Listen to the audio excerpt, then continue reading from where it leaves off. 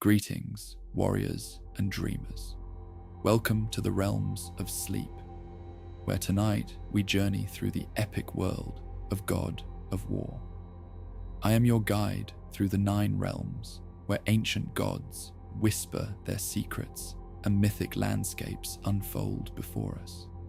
From the frost-covered mountains of Midgard to the golden halls of Asgard, these tales of gods and giants will carry you into peaceful slumber. Lay down your weapons, rest your weary head, and allow the legends of these powerful beings to become the landscape of your dreams. The battles have been fought, and now is the time for rest. So close your eyes, brave one. Let the fire of the hearth warm you as we begin our journey through realms both wondrous and dangerous. The forest fell silent as dusk settled across the realm. Kratos and Atreus moved through the deepening shadows with practiced ease, their footfalls barely disturbing the carpet of pine needles beneath them.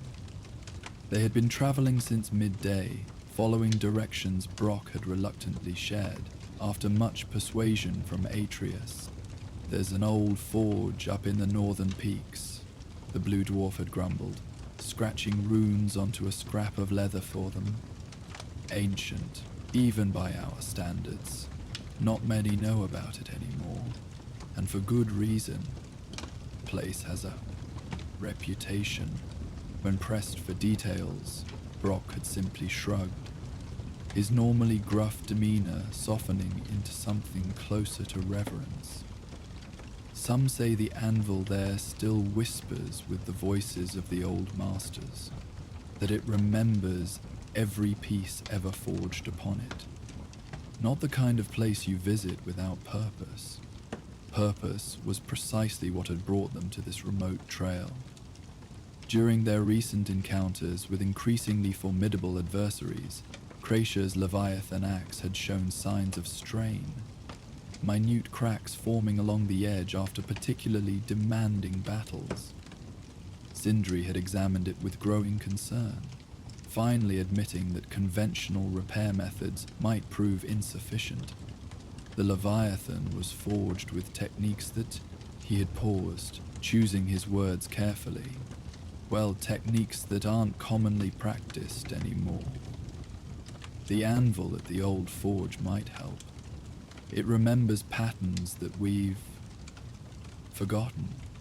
As they ascended deeper into the mountains, the air grew thinner and cooler, carrying the metallic hint of approaching snow. The path narrowed, winding between massive boulders whose surfaces gleamed with unusual luster in the fading light, as if metallic ore ran through their very core. "Are we getting close, father?" Atreus asked, his breath forming small clouds in the chill air. Kratos consulted the crude map Brock had provided. "The entrance should lie beyond the next rise, where the peaks form a crown." They crested the hill to find exactly that, a semicircle of jagged peaks that resembled nothing so much as the tines of a massive crown thrust up from the earth itself.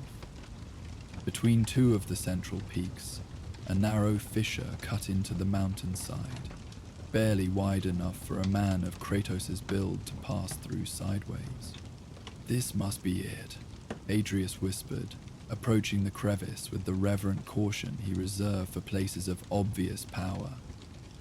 "Look, there are runes carved around the entrance."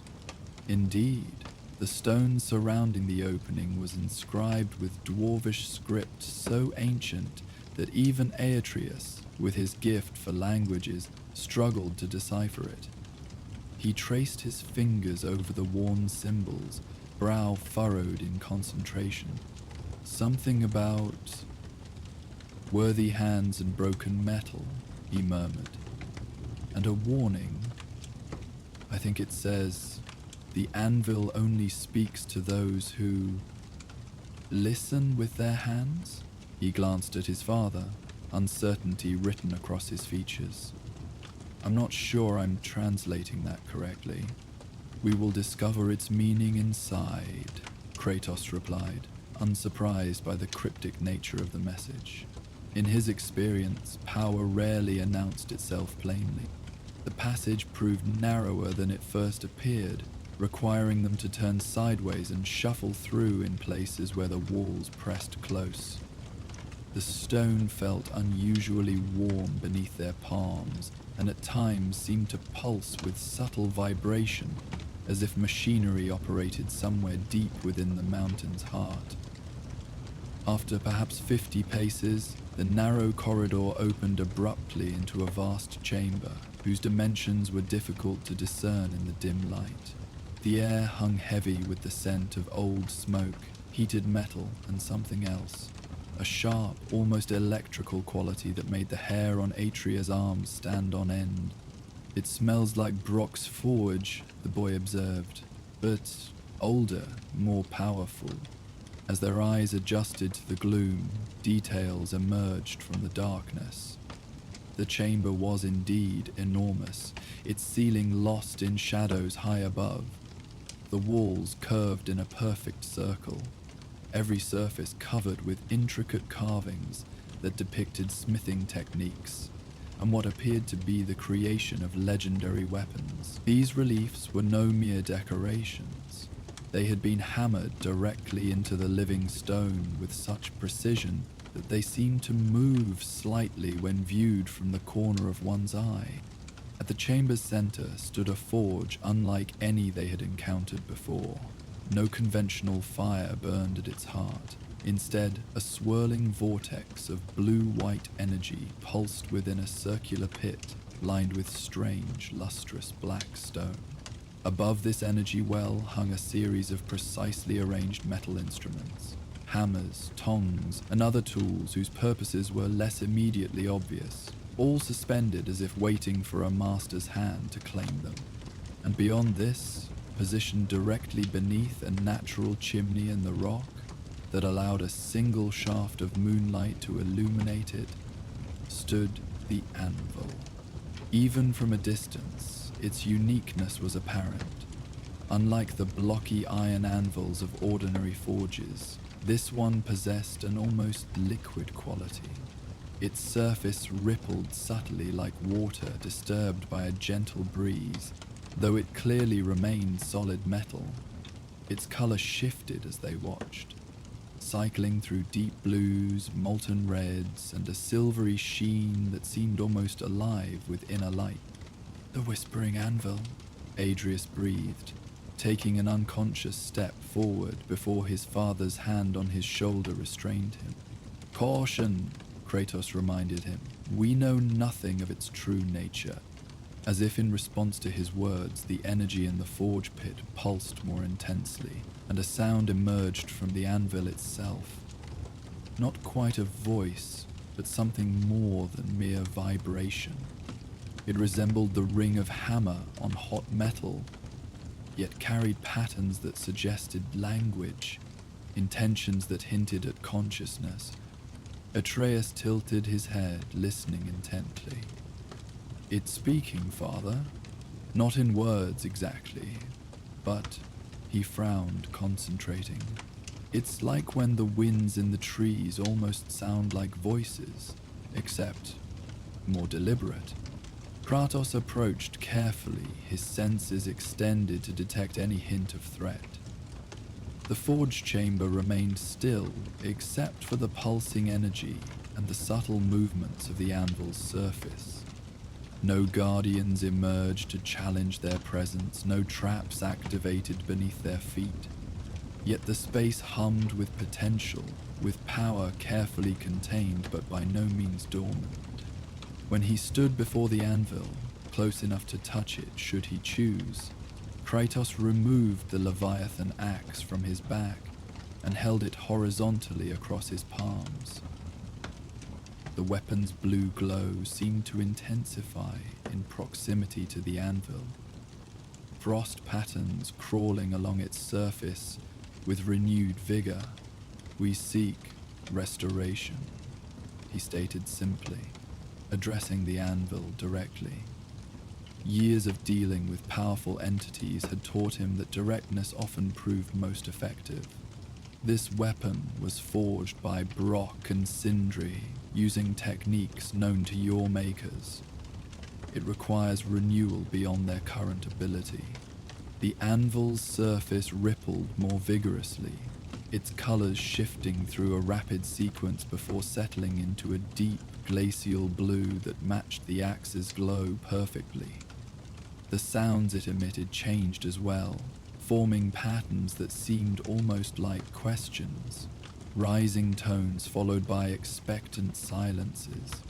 "I think it wants you to place the axe upon it," Atreus suggested, moving to stand beside his father. "That's what Sindri meant about listening with your hands. You have to make contact." Kratos hesitated, well aware that magical artifacts rarely gave without taking in return. Yet the axe's condition left them few alternatives, and Brock would not have directed them here if he believed true danger awaited.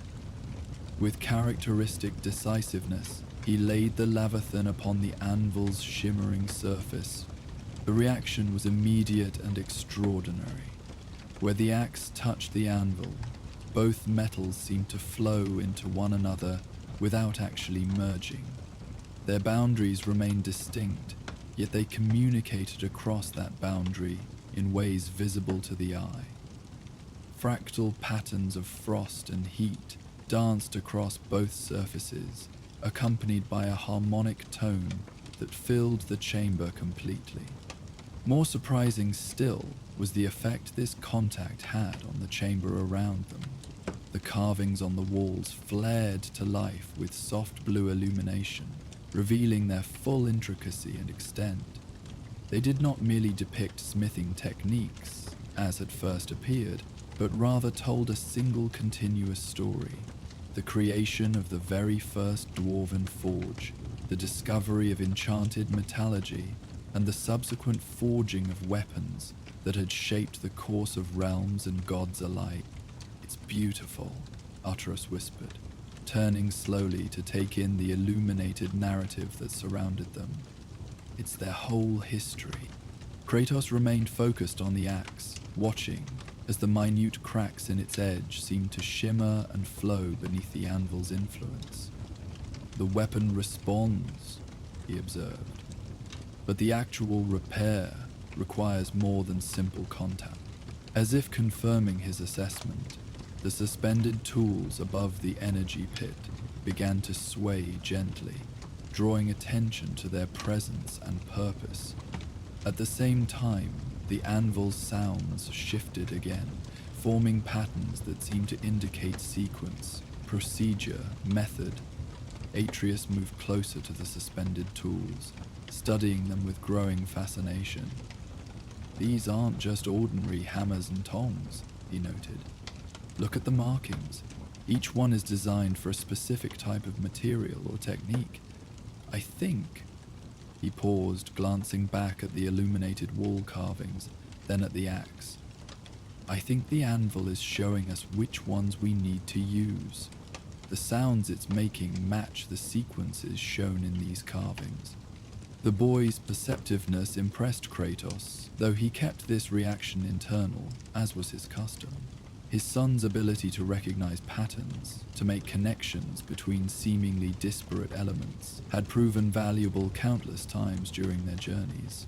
"Show me," Kratos said simply. Adrian approached the wall where the carvings glowed most intensely, tracing the sequence with his finger. "Here? It shows a weapon being placed on the anvil, just as you've done with the axe. Then the smith selects these specific tools." He pointed to a series of illustrated implements. "First this hammer for I think its alignment, then these tongs to hold while using this narrower hammer for the edge work. Finally this tool that looks almost like a brush, maybe for the Kratos examined the suspended tools, identifying those that matched the sequence Atreus had deciphered. With characteristic efficiency, he selected the alignment hammer, a substantial tool with a head carved from what appeared to be meteoric iron, its surface etched with constellation. A moment his hand closed around the hammer's handle. Knowledge flowed into him, not as coherent thoughts or words, but as muscle memory, as intuitive understanding of exact force required, precise angle needed, specific rhythm to maintain. The hammer felt alive in his hand, guiding his movements with subtle pressure that corrected his grip and stance without obvious intervention. "Father?" Atreus' voice held concern. "Are you all right?" "Yes," Kratos replied, somewhat surprised by the non-invasive nature of the knowledge transfer. Unlike the many entities that had attempted to control or manipulate him over centuries, the anvil and hammer merely offered, suggested rather than demanded, guided rather than commanded. The tool teaches.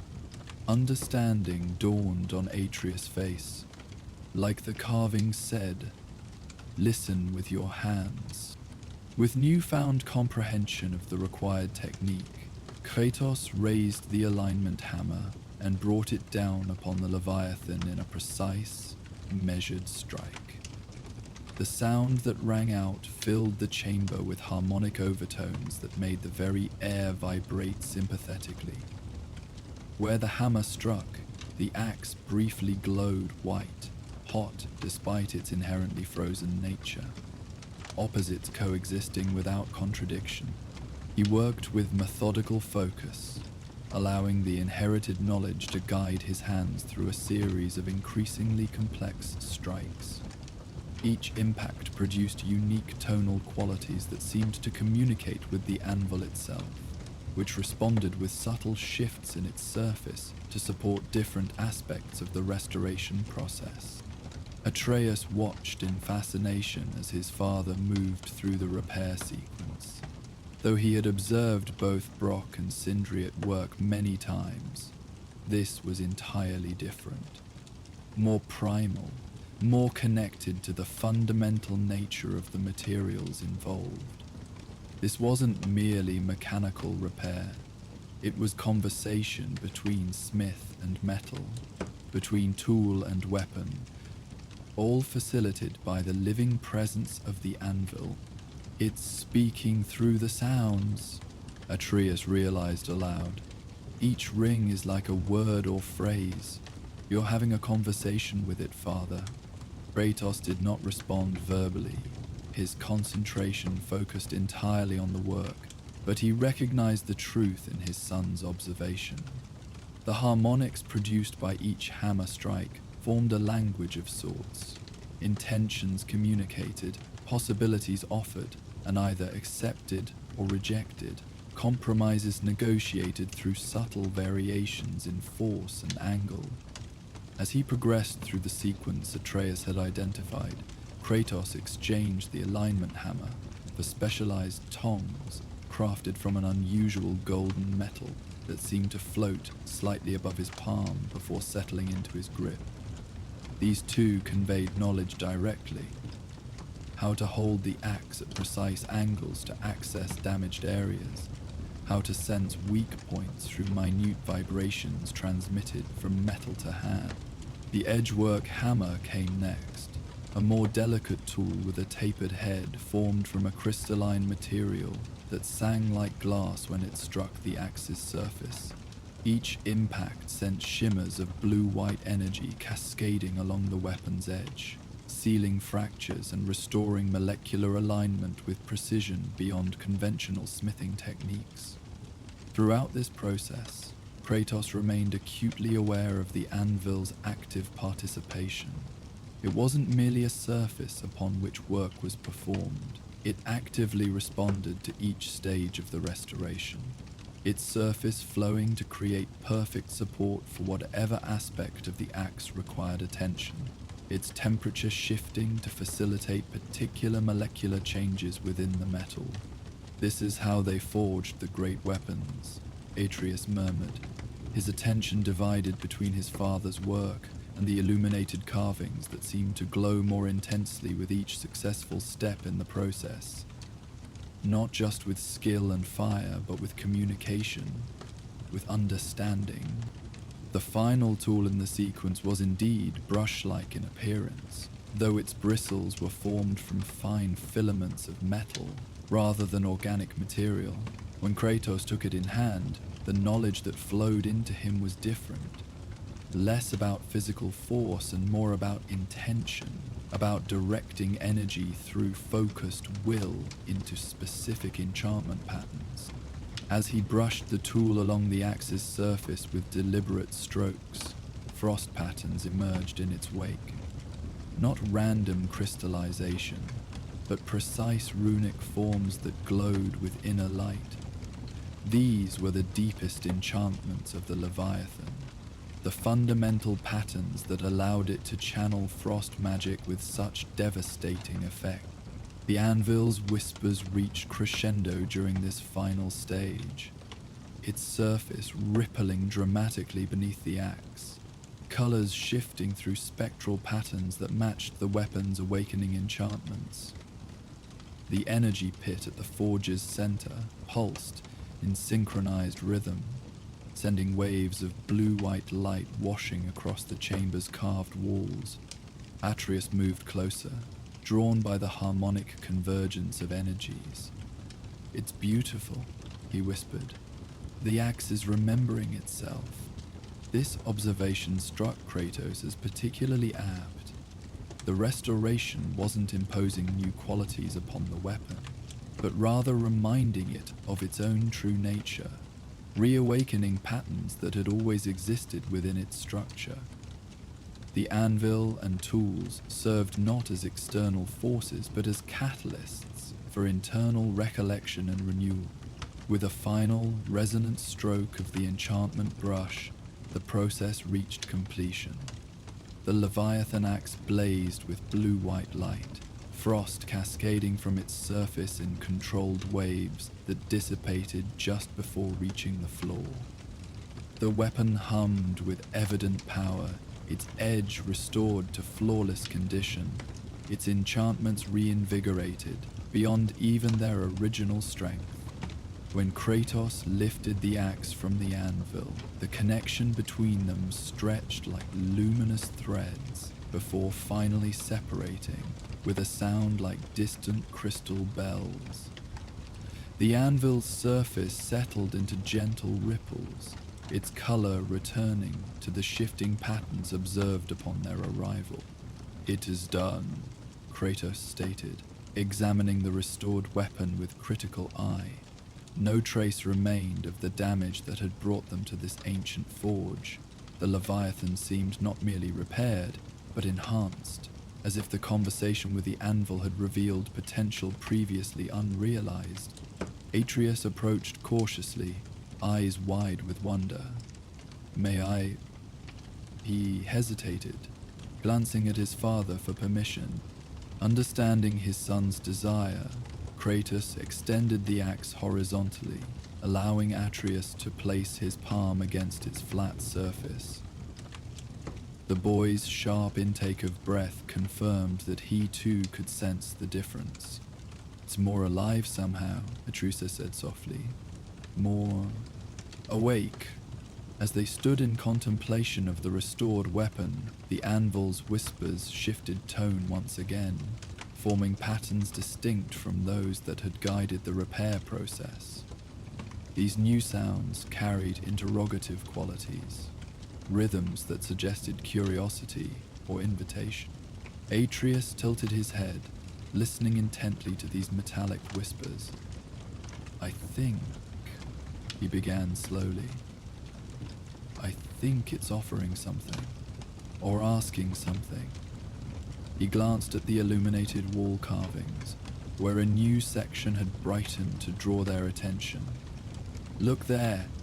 The newly highlighted carvings depicted a sequence neither had noticed previously. A young smith being guided through the creation of a first weapon, hands positioned by more experienced ones, techniques demonstrated and then attempted with gradually increasing competence. "It's teaching," Atreus realized, excitement coloring his voice. The carvings show master smiths passing knowledge to apprentices. He looked up at his father, hope written plainly across his features. Father, I think it's offering to teach me. Kratos studied the carvings with careful attention, noting the accuracy of his son's interpretation. The depicted sequence clearly showed instruction rather than independent work, elder smiths guiding younger ones through foundational techniques with patient demonstration. His immediate instinct was caution. Throughout their journey, Adrian's eagerness to acquire new knowledge and abilities had occasionally led toward dangerous territories. Yet Kratos also recognized the value in controlled exposure to such learning, particularly under his direct supervision. "You wish to try?" he asked, already knowing the answer, but acknowledging his son's agency through the question itself. Atreus nodded eagerly. "If you think it's safe. I've watched Brock and Sindri work so many times, but I've never had the chance to try myself." His expression grew more serious. "And if I'm to understand our weapons, to truly know how they function, shouldn't I learn something of how they're made?" The logic was sound, and Kratos found himself appreciating, once again, his son's growing maturity. The thoughtful reasoning that increasingly balanced his natural enthusiasm. With a single nod, he indicated his approval. "We will proceed carefully," he stated. "I will remain present throughout." Relief and excitement flooded Atreus' face. "Thank you, father." The anvil's whispers shifted again, taking on an approving tone that suggested satisfaction with their decision. The energy pit's swirling vortex settled into a steadier, less intensive glow, providing consistent light and heat without the dramatic pulses that had accompanied the axe's restoration. Atreides approached the anvil with appropriate reverence, placing his palms flat against its surface as he had seen his father do with the axe. The metal rippled beneath his touch, colors flowing toward his hands as if drawn by magnetic attraction. "It feels friendly," the boy said with slight surprise. Eager, almost. From the suspended tools, a hammer, smaller than those Kratos had used, sized appropriately for a youth, began to sway gently, drawing Atreus' attention. When he reached for it, the hammer seemed to meet his hand halfway, settling into his grip with perfect balance. Like his father before him, Atreus' expression showed the moment when knowledge flowed from tool to hand. His eyes widening slightly, posture adjusting unconsciously to accommodate techniques he had never been formally taught. Unlike Kratos, however, he verbalized the experience. "It's showing me," he explained with wonder. "Not just how to hold it, but why. How the weight needs to balance through my arm. How the force travels from shoulder to metal." He looked up at his father. "Is this how you learned weaponry, this direct understanding?" The question stirred memories Kratos rarely accessed. His earliest training in Sparta, where martial knowledge was imparted through relentless physical conditioning and demonstration, rather than theoretical explanation. "In some ways," he acknowledged, "though my teachers were flesh, not metal." This response seemed to satisfy Atreus, who returned his attention to the hammer in his hand and the anvil before him. "What should I make? Something simple, I assume?" The anvil answered before Kratos could, its whispers forming patterns that directed their attention to a particular section of wall carving. Here, the illuminated relief showed a basic arrowhead, the fundamental shape from which more complex projectile points evolved, requiring minimal material while demonstrating essential smithing principles. "An arrowhead?" Atreus nodded, understanding the suggestion. That makes sense.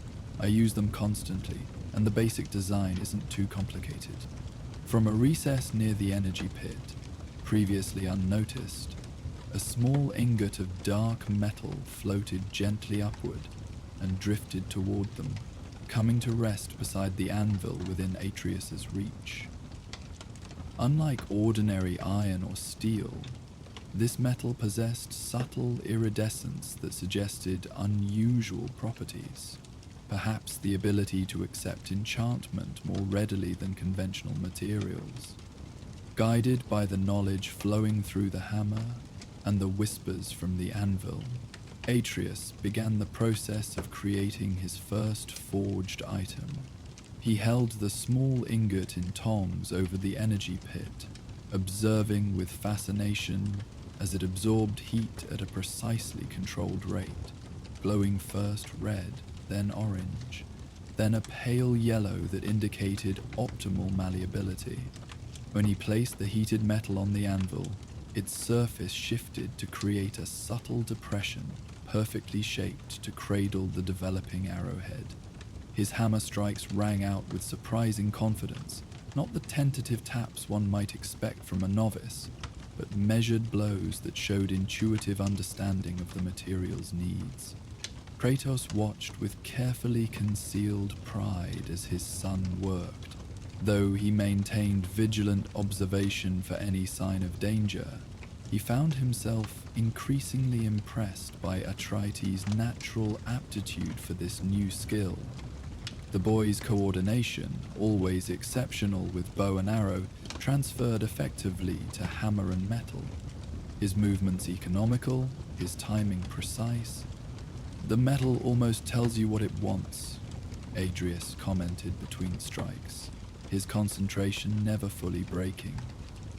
"It's not like I'm forcing it into shape, more like I'm helping it find the form it's meant to have." This philosophical observation might once have earned a dismissive grunt from Kratos, but he had learned to recognize wisdom in his son's perspectives, particularly those that demonstrated deeper understanding of the world's interconnected nature. "Many crafts function thus," he acknowledged. "The skilled worker perceives what exists within the material, rather than imposing entirely external vision." Atreus's work continued under the anvil's guidance, each stage of the arrowhead's development accompanied by specific whispered tones that indicated approval or suggested adjustments. The boy responded to this feedback with remarkable sensitivity, adapting his technique in real time to address the anvil's subtle communication. As the basic shape emerged through repeated heating and hammering, Atreus began to add refinements: a precisely tapered edge, balanced weight distribution, a socketed base that would accept arrow shafts of standard dimension. These were not merely functional elements, but harmonious design aspects that elevated the simple arrowhead towards something approaching art. "I never realized how much thought goes into even the simplest weapons," Atreus reflected, pausing to examine his work with critical eye. Each curve, each angle served specific purpose. He glanced at the Leviathan axe secured once more on his father's back. "The greater weapons must require incredible skill and understanding. And time," Kratos added, thinking of the countless hours Brock and Sindri must have invested in creating the Leviathan and similar legendary armaments. "Mastery demands patience as much as knowledge." This comment earned a slightly chagrined smile from Atreus, who recognized the gentle reminder about a virtue he still struggled to cultivate. "I'm trying to be more patient, Father. Truly, you improve," Kratos acknowledged with simple honesty. "In this as in other aspects." This modest praise clearly meant much to Atreus, whose subsequent hammer strikes rang with renewed purpose and precision.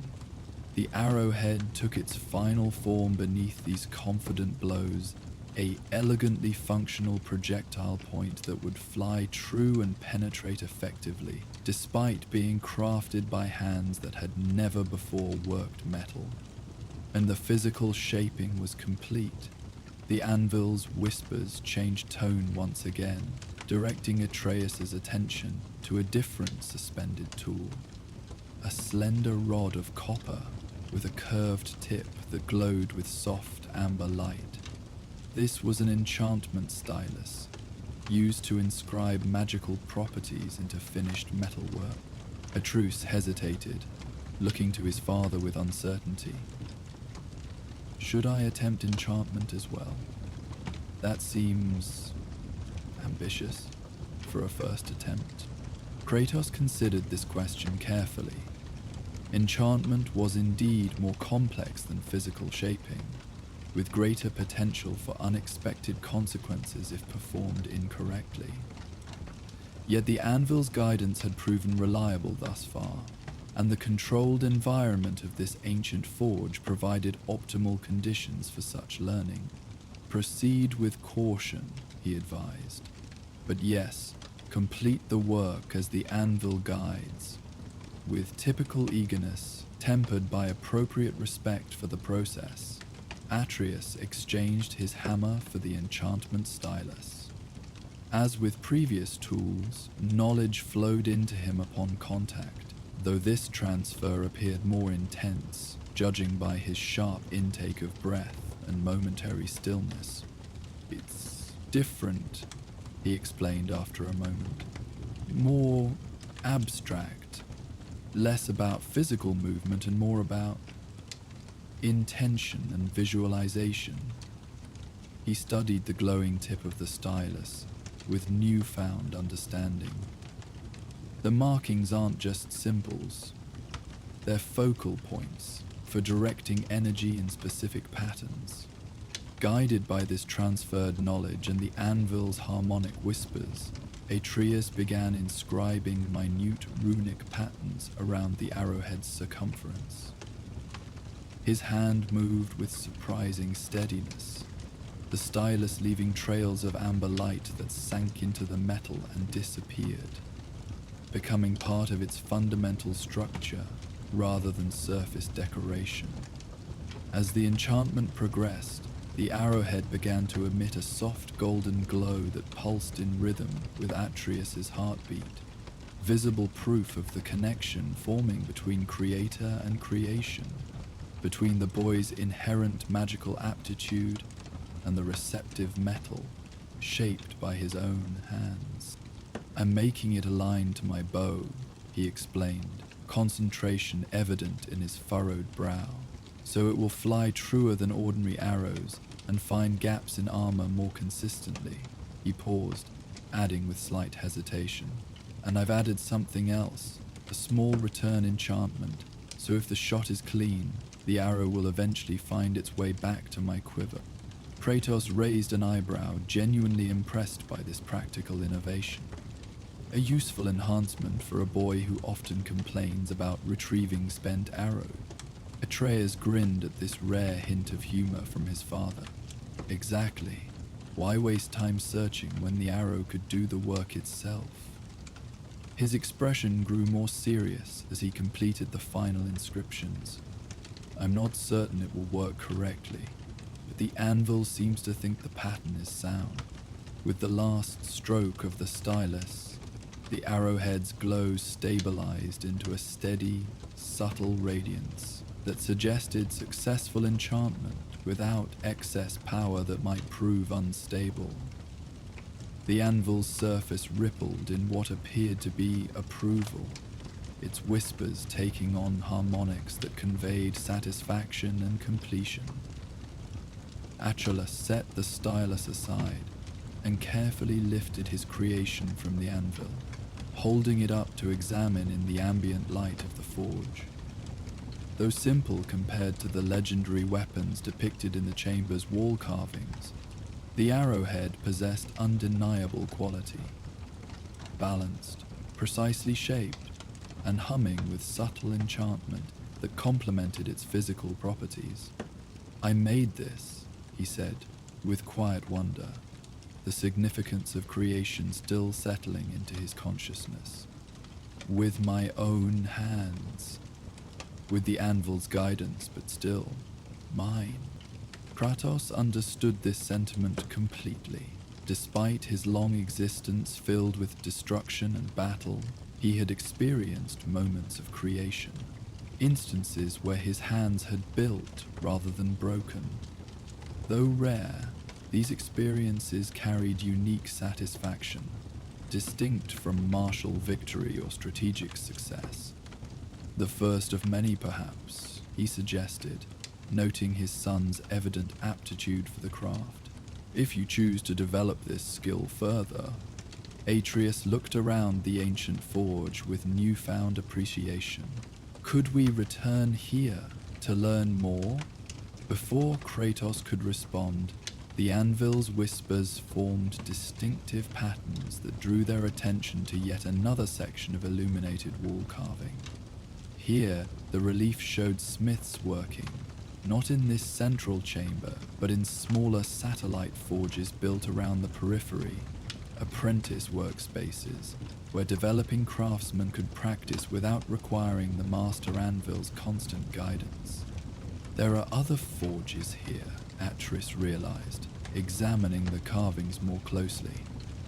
Smaller ones, for those still learning. He pointed to a particular section of the carved narrative. Look. It shows how knowledge gained from the main anvil could be applied in these practice spaces, with occasional return to the central chamber for guidance on more advanced techniques. This arrangement made practical sense, creating structured learning progression that balanced independent development with masterful oversight. Kratos could see parallels to his own martial training in Sparta, where young warriors practiced fundamentals individually, but regularly demonstrated their progress before more experienced fighters who corrected form and introduced advanced techniques when appropriate. A sensible approach to developing mastery, he acknowledged, though any return would require careful timing to avoid unwanted attention. Atreus nodded understanding, well aware that their movements throughout the realms were monitored by various entities with their own agendas. Regular visits to a location of known power would eventually draw notice, regardless of how carefully they concealed their tracks. We could come rarely, he suggested, and perhaps Brock or Sindri might share some basics between visits. Now that I've had proper introduction to the craft. This compromise seemed reasonable, allowing Atreus to pursue this newfound interest without establishing dangerous patterns that might expose them to unnecessary risk. Kratos indicated his approval with a single nod, which earned a grateful smile from his son. As they prepared to leave the ancient forge, the anvil offered one final communication. Its whispers forming patterns that directed their attention to a small recess in the chamber wall, previously unnoticed. Within this alcove rested a leather-bound journal, whose covering bore the same distinctive constellational patterns as the alignment hammer Kratos had used. Atreus approached and carefully lifted the journal, finding it surprisingly light given its substantial appearance. When he opened it, the pages appeared blank at first glance, but as he continued to look, faint lines of Dwarven script began to materialize, becoming more distinct the longer he focused his attention. It's a teaching text, he realized after studying several pages, explaining fundamental principles and techniques. He looked up at the anvil with dawning comprehension. You're allowing me to take knowledge with me, aren't you? So I can continue learning even when I'm not here. The anvil's whispers took on an affirmative harmonic, its surface rippling in patterns that suggested approval of this interpretation. The journal in Atreus's hands seemed to respond as well, its pages glowing briefly with the same golden light that had emanated from his enchanted arrowhead. A gift of considerable value, Kratos observed, understanding the significance of such direct knowledge transfer. Dwarven smiths guarded their craft secrets jealously, rarely sharing them even with their own kind, much less with outsiders. "I'll use it well," Atreus promised, addressing the anvil directly as he carefully secured the journal in his travel pack alongside his newly crafted arrowhead. "And return when I'm ready to learn more." With their purposes fulfilled, the Leviathan axe restored to full functionality, and beyond, Atreus introduced to a craft that clearly resonated with his natural abilities, they took their leave of the ancient forge. The energy pit dimmed as they departed, though it did not extinguish completely, and the wall carvings retained subtle illumination that lit their path back to the narrow entrance passage. As they navigated the confined exit corridor, Atreus maintained thoughtful silence, clearly processing the experiences and knowledge gained during their visit. Only when they emerged once more onto the mountainside, the crown of peaks silhouetted against the night sky, did he speak again. "Father," he began, his tone suggesting an important realization, "I think I understand something now about your past that I didn't before." Kratos glanced at his son with guarded curiosity. "Explain. The way you watched me at the anvil. It reminded me of how you watched me practice with the bow or learn new runic languages." Atreus chose his words carefully, aware of his father's general reticence regarding his earlier life. But there was something else there too. Something that looked like recognition. Like you were remembering learning crafts yourself long ago. This observation struck uncomfortably close to memories Kratos rarely accessed willingly. His training not only in weaponry and combat, but in the various crafts required of Spartan warriors. Young soldiers learned to maintain their own equipment, to repair damaged armor, to forge replacement parts when necessary. These skills had been imparted through the same combination of demonstration, practice, and occasional grudging praise that Kratos now employed with his own son. Rather than deflect the observation as he might once have done, Kratos offered a measured response. In Sparta, warriors learned to create and maintain as well as destroy. Independence required multiple skills. Atreus absorbed this rare glimpse into his father's former life with evident appreciation. "Like you've been teaching me. To hunt, to track, to fight when necessary. But also to read, to understand different languages, to navigate by stars." He held up the enchanted arrowhead, which glimmered faintly in the moonlight. "And now, to create." Kratos recognized in this moment how his approach to raising Atreus, initially born from practical necessity and shaped by his own limited understanding of fatherhood, had unconsciously incorporated elements from his Spartan upbringing. Not the brutality or the singular focus on warfare, but rather the emphasis on comprehensive capability, on mastering diverse skills that collectively ensured survival and efficacy in an unforgiving world. Yet where Spartan training had deliberately suppressed individuality, Kratos had found himself increasingly supporting Atreus's unique attributes. His curiosity, his empathy, his particular way of connecting seemingly disparate elements into meaningful patterns.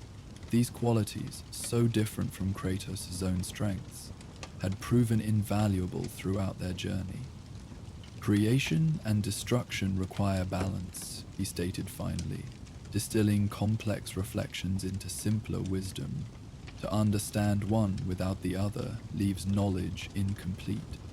Atreus nodded thoughtfully, tucking the arrowhead carefully into his quiver alongside the conventional arrows. like the carvings showed, the greatest smiths weren't just technically skilled. They understood the purpose behind each weapon, the responsibility that came with creating something of power. As they began their descent from the mountain under star-filled sky, Kratos found unexpected satisfaction in this shared experience of creation, so different from their usual interactions with the world, where their journey had predominantly involved combating hostile forces, navigating dangerous terrain, and unraveling complex mysteries with life-threatening consequences. This brief interlude at the ancient forge had offered different lessons, equally valuable for Atreus' development. The boy walked with newfound confidence, occasionally running his fingers over the journal in his pack, as if reassuring himself of its continued presence. His natural enthusiasm remained evident, but tempered now with deeper appreciation for the knowledge offered and the responsibilities it entailed. A maturation Kratos observed with quiet approval. The Leviathan axe secured on Kratos' back hummed with renewed power, its restored enchantments occasionally manifesting as subtle frost patterns that formed and dissipated along its handle. The weapon felt more responsive than before, as if the conversation with the ancient anvil had awakened aspects of its potential previously dormant, despite Brock and Sindri's considerable skill. As mountain gave way to forest and their path wound through familiar territory toward home, Atreus broke the companionable silence with a question that revealed continued reflection on their experience. "Father, do you think the anvil was actually alive? Not just enchanted, but conscious in its own way?" Kratos considered this question with appropriate seriousness, rather than dismissing it as childish imagination. Throughout his extensive existence, he had encountered numerous entities that defied conventional categorization, beings neither fully alive in the biological sense, nor simply inanimate objects enhanced with magic. "Its awareness differed from ours," he responded carefully. "But yes, it possessed consciousness of sorts, accumulated knowledge given voice through material form." This answer seemed to satisfy Atreus, who nodded thoughtfully before offering his own perspective. It felt ancient, not just old, but patient, like it had watched countless smiths come and go, learning something from each one, and now it shared that combined knowledge with us. The insight demonstrated Atreus' continuing development of intuitive understanding regarding the varied forms consciousness might take throughout the realms. An awareness that transcended simple distinctions between living and non-living, between natural and crafted. This perspective would serve him well as their journey continued into increasingly complex territories, where such distinctions blurred even further. Their path eventually brought them to a small clearing, where they decided to make camp, the hour too late for comfortable return to their cabin before dawn. As Atreus gathered wood for a modest fire, Kratos noted how the boy examined each branch with newfound awareness of material properties, assessing density, moisture content, potential burning characteristics, with the same thoughtfulness he had applied to metal at the anvil. Once the fire was established, casting warm light across their small camp, Atreus carefully removed the journal from his pack and opened it across his knees. The dwarven script glowed softly in the firelight, becoming more distinct as he focused his attention upon it. "It starts with the basics," he explained, clearly eager to share his initial discoveries despite the late hour. How different metals respond to heat, how various hammering techniques affect crystalline structure. His finger traced particular passages with evident fascination. But it also discusses how intention affects outcome, how the smith's focus and purpose influence the final creation beyond mere physical manipulation. Kratos listened with unusual patience, recognizing the importance of this moment in his son's development. Though practical skills formed necessary foundation for survival and efficacy, it was this deeper understanding of principles, of why rather than merely how, that would allow Atros to adapt to circumstances beyond specific training scenarios. The text says masters can eventually sense the song of each material, Atreus continued, excitement evident despite his attempt at scholarly objectivity. They don't just hear hammer strikes, they perceive how the metal itself responds, how it accepts or resists particular changes, like warriors learning to read opponents through subtle physical cues, Kratos observed, finding meaningful parallel between this craft knowledge and his own martial expertise, anticipating response rather than merely imposing will. This comparison clearly resonated with Atreus, who nodded with increased understanding. Exactly. It's a conversation, not a conquest. He looked up from the text, expression thoughtful in the flickering firelight. I wonder if that's why some weapons seem more alive than others, because their makers approached creation as dialogue rather than domination. The observation carried wisdom beyond the boy's years, suggesting insight into fundamental principles that transcended specific applications. Kratos found himself appreciating once again his son's natural gift for recognizing patterns and relationships that others, including himself, might overlook in their focus on immediate practical concern. As night deepened around their camp and the fire settled into steady burn, Atreus eventually set the journal aside and arranged his sleeping furs near the warmth. Though clearly reluctant to interrupt his studies, practical necessity demanded rest after their long journey and significant expenditure of mental energy. We will return, Kratos assured him, noting this reluctance, when circumstances permit. This promise, simple but firm, earned a grateful smile from Atreus as he settled into his bedroll. Thank you, Father, for allowing me to try something new today, for watching over me while I learned.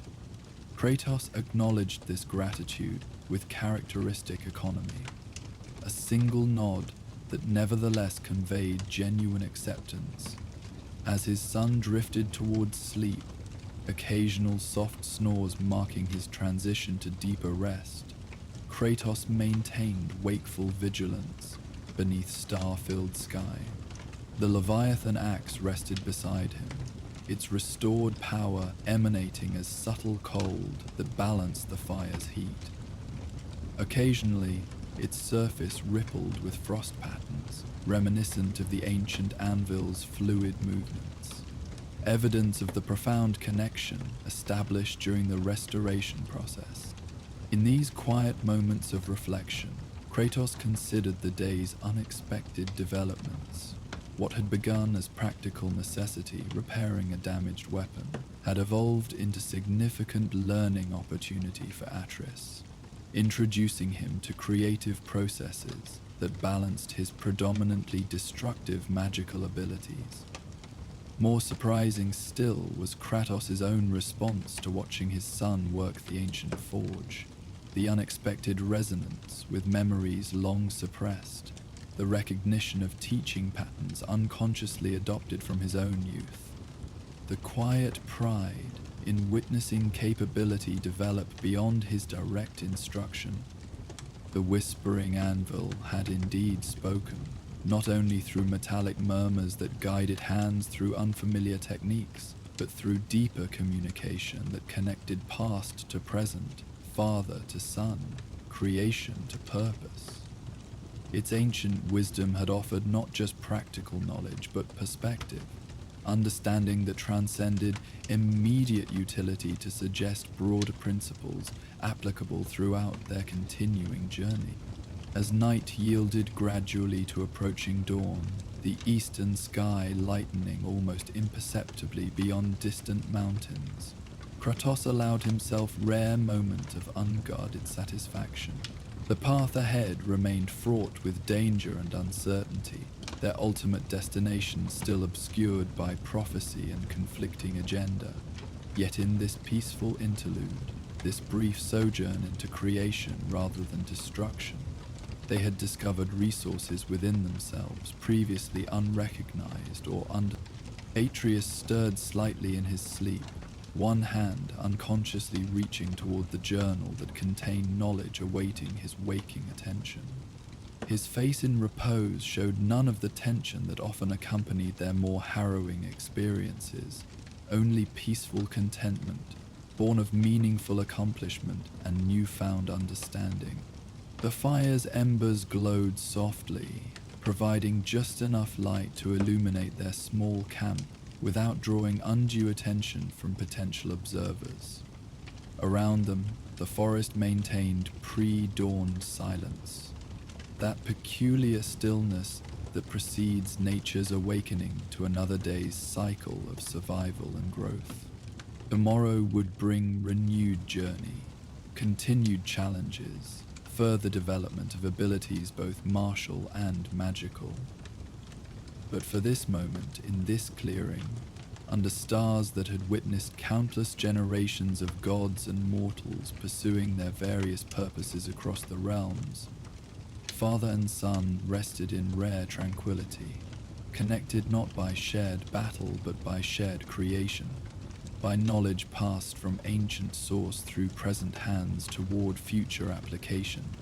The whispering anvil lay miles behind them, secured within its mountain fastness, yet its influence remained. In restored weapon, in crafted arrowhead, in transferred knowledge, in awakened potential. Its whispers had spoken of fundamentals that transcended specific techniques or immediate applications, suggesting principles applicable throughout their continuing journey. As Kratos watched the first definitive light of dawn touch the highest branches above their camp, he acknowledged, with characteristic restraint but genuine recognition, that some journeys measured progress not in distance traveled, but in understanding gained, not in enemies defeated, but in capabilities developed, in perspectives expanded, in connections strengthened between past wisdom and future application. The whispering anvil had offered such a journey, its ancient voice guiding hands accustomed to destruction through processes of creation instead. Whatever challenges awaited beyond this peaceful interlude would be faced with enhanced resources, not merely a restored weapon, but restored perspective on the balance between breaking and making, between domination and dialogue, between force imposed and potential awakened.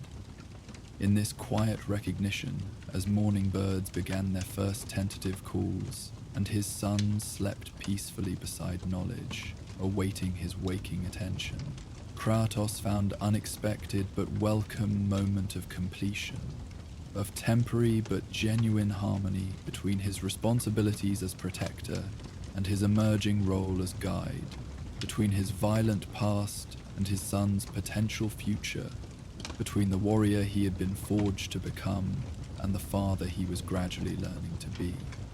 As Kratos and Atreus made their way back to their cabin, the lessons of the whispering anvil still resonating in their minds, the sky began to darken unnaturally. What had been a clear morning rapidly transformed into heavy clouds that rolled across the heavens with unnatural speed. "Father, look," Atreus said, pointing toward the northern horizon where flashes of lightning illuminated the gathering storm. "That doesn't seem natural." Kratos narrowed his eyes, studying the distinctive pattern of the lightning. "Too regular, too concentrated." "No," he agreed quietly. "It is not."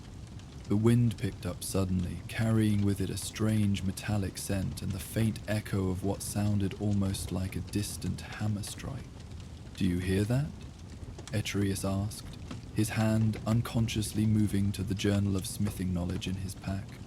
Before Kratos could respond, a particularly bright flash split the sky, followed by thunder that shook the very ground beneath their feet. When the echo faded, they heard it clearly, a distinct rhythmic ringing, like a massive hammer striking an anvil of impossible size.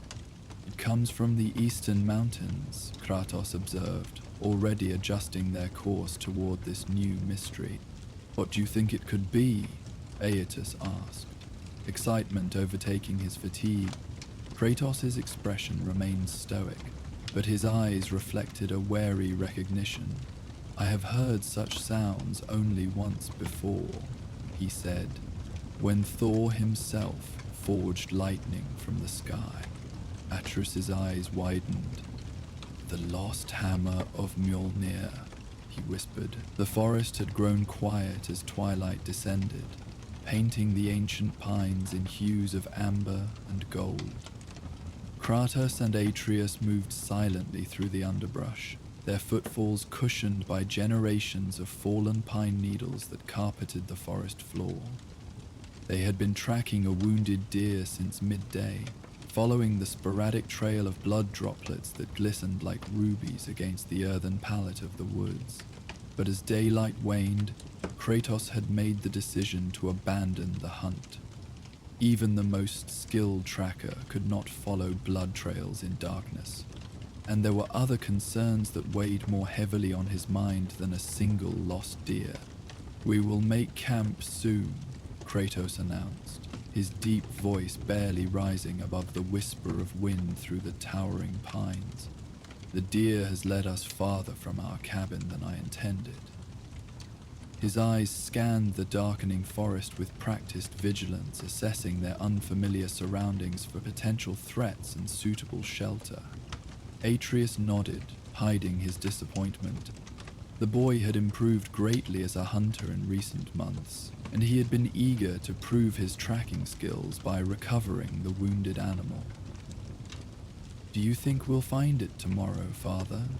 He asked, already reconciling himself to the reality that the deer had likely found a secluded place to expire, its meat becoming a feast for scavengers rather than sustenance for their table.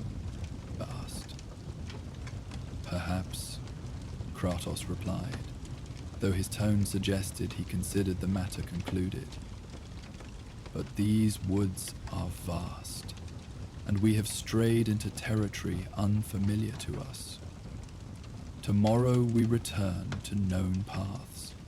They continued in silence for a time, the forest growing darker around them as the sun slipped behind the distant mountains. Atreus noticed his father's pace slowing, his attention drawn to something ahead that the boy could not yet perceive. Following Kratos' gaze, Atreus soon made out an unusual arrangement of stones through the trees. Too regular to be a natural formation, too weathered to be of recent construction. Look, Atreus said unnecessarily, as Kratos had already altered their course slightly to approach the stone arrangement. As they drew nearer, the formation resolved itself into a perfect circle of standing stones, each roughly the height of Kratos himself. Moss clung to their northern faces, and ancient runes, faded but still discernible, had been carved into their surfaces with deliberate care. The circle stood in a small clearing where the dense canopy of pine boughs opened to reveal a patch of darkening sky above. The last light of day filtered through this natural window, casting long shadows from the monoliths across the forest floor. Despite the approaching night, there was something inviting about the space. A sense of sanctuary that seemed to extend beyond mere physical shelter. What is this place? Atreus asked, his voice dropping instinctively to a whisper as they stepped into the circle's perimeter. The air felt different here, neither warmer nor cooler than the surrounding forest, but somehow more substantial, as if charged with subtle energy that raised the fine hairs on his arms. Kratos surveyed the stone circle with wary assessment, years of hard-won experience making him cautious of any unusual structure in these lands, so heavily influenced by divine forces. "A ritual site," he responded after completing his initial inspection. "Created by the Northmen, but long abandoned. For what purpose?" Atreus approached one of the standing stones, reaching out to trace the weathered runes with curious fingers. At his touch, something unexpected happened. A faint blue luminescence briefly outlined the carved symbols, before fading back to stone-grey stillness. Kratos had noticed the momentary glow, his hand moving instinctively toward the axe secured at his back, but no immediate threat materialized, and after a moment of tense vigilance, he allowed his posture to relax slightly. "Many such circles exist throughout these lands," he explained, moving deeper into the formation to examine its central area.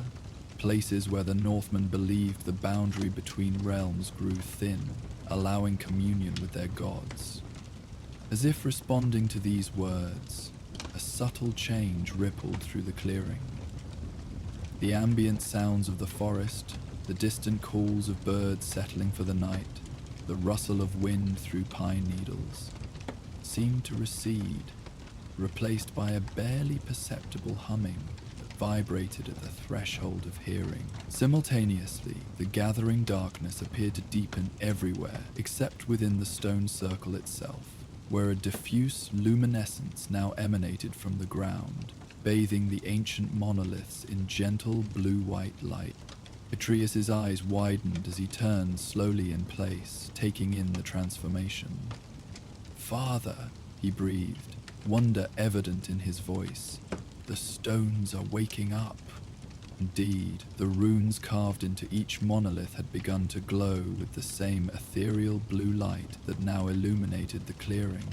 The effect created a perfect circle of luminous symbols that seemed to pulse gently, like a heartbeat measured in glacial time. The humming intensified slightly, still gentle but now unmistakably present, a single, sustained note that seemed to resonate within chest cavities rather than striking the ear directly. Kratos moved to stand beside his son, his expression characteristically stoic, though his senses remained on high alert. Something about this place tugged at distant memories, not personal experiences, but knowledge absorbed during their journey through these northern lands. "This is no ordinary ritual site," he concluded, his voice low but steady. "This circle was dedicated to Thor, the god of thunder?" Adrius' interest sharpened immediately. Though they had encountered many beings from Norse mythology during their travels, Thor remained a figure known only through stories and warnings, a powerful Aesir whose reputation inspired both awe and caution. "Yes."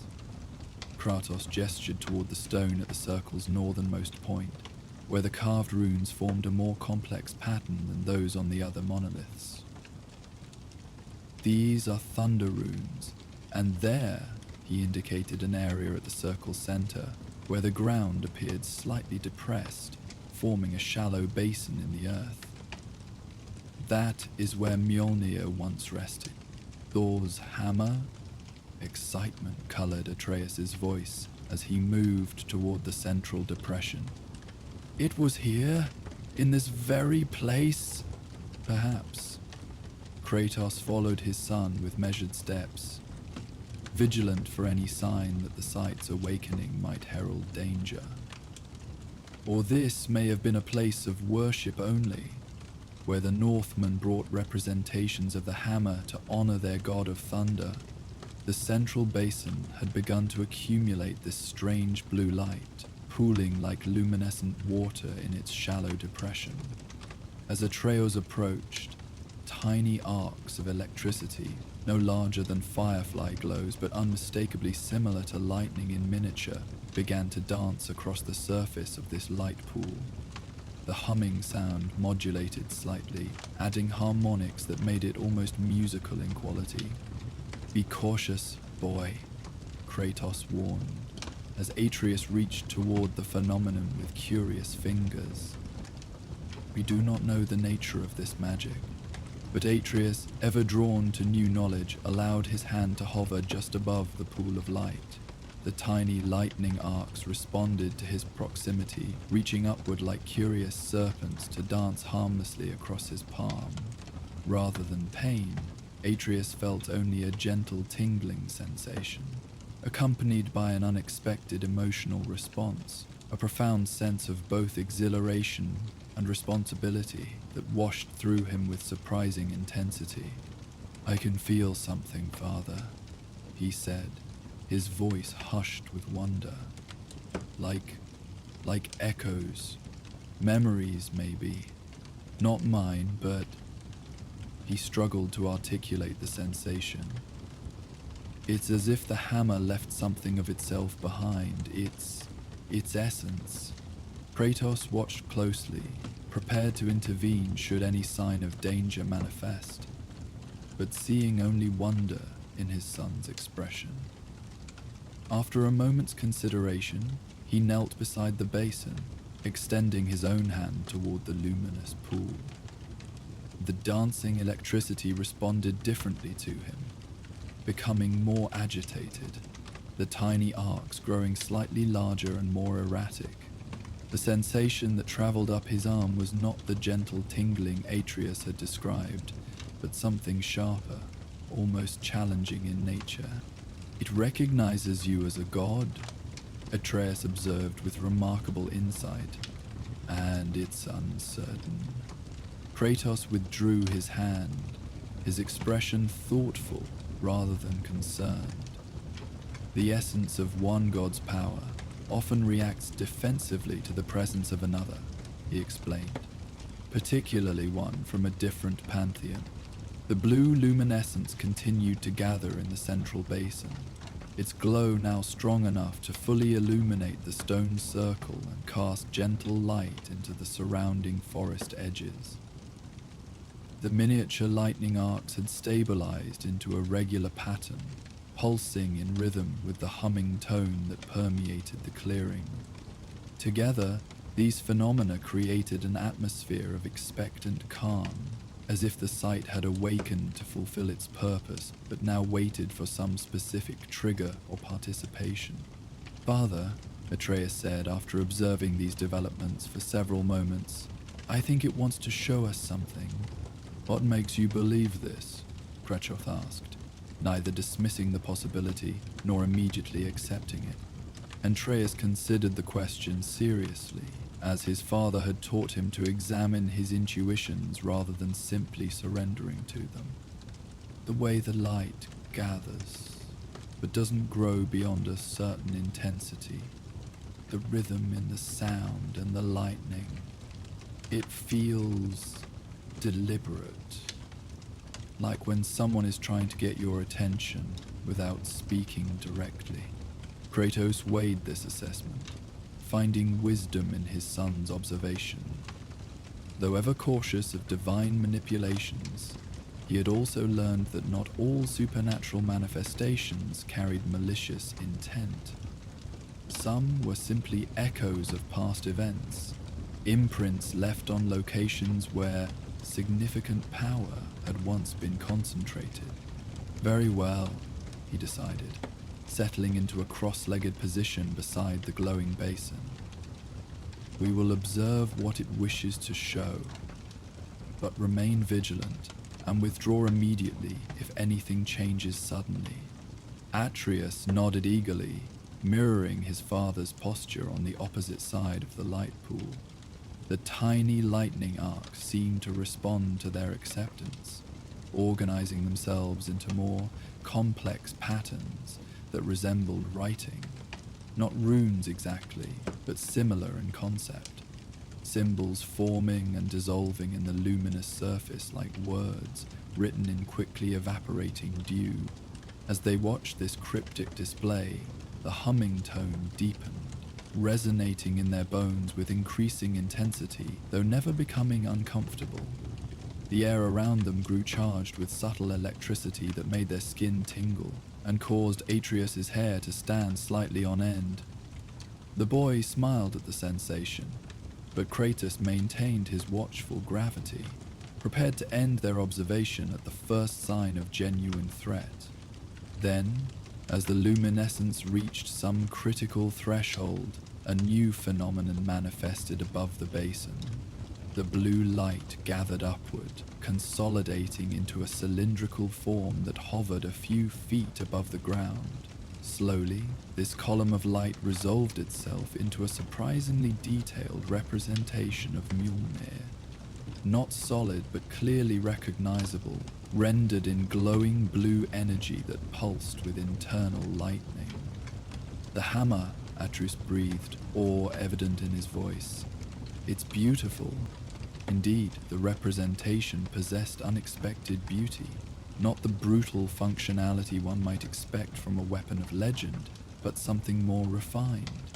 The hammer's head featured intricate knotwork patterns that flowed across its surfaces like living things, while the handle appeared wrapped in material that suggested leather bindings, worn smooth by centuries of use. The entire construction balanced power with artistry in a way that spoke to both its divine origin and its practical purpose. This is how it appeared to those who worshipped here, Kratos observed, his deep voice barely carrying above the resonant humming that filled the clearing. Not necessarily its true form, but the ideal they held in their minds and hearts. As if responding to this observation, the luminous hammer began to rotate slowly, displaying its form from all angles while the humming tone modulated into something more complex, almost melodic now, like a wordless song that conveyed emotions beyond language. The tiny lightning arcs danced more vigorously across the basin's surface, occasionally reaching upward to connect momentarily with the hovering representation. It doesn't feel threatening, Atreus noted, relaxing slightly as the display continued. More like remembering. Like this place is remembering the hammer and wanting others to remember it too. Kratos nodded once, acknowledging the insight. Though he maintained his vigilance, he too had begun to perceive the manifestation as memorial rather than active magic. A record preserved in the very essence of this place rather than a current working of divine power. Many such sites exist throughout the realms, he explained. Places where significant events or powerful artifacts have left imprints that persist long after their physical presence has ended. The luminous hammer continued its slow rotation above the basin, occasionally altering its form slightly, growing larger or smaller, its details shifting subtly, as if showing different periods in its existence, or various perceptions of its nature. Throughout these transformations, the essential character of Mjolnir remained consistent, a weapon of immense power, yet one crafted with unexpected sophistication and balance. As darkness fully claimed the forest beyond the stone circle, the illumination provided by the phenomenon became their only source of light.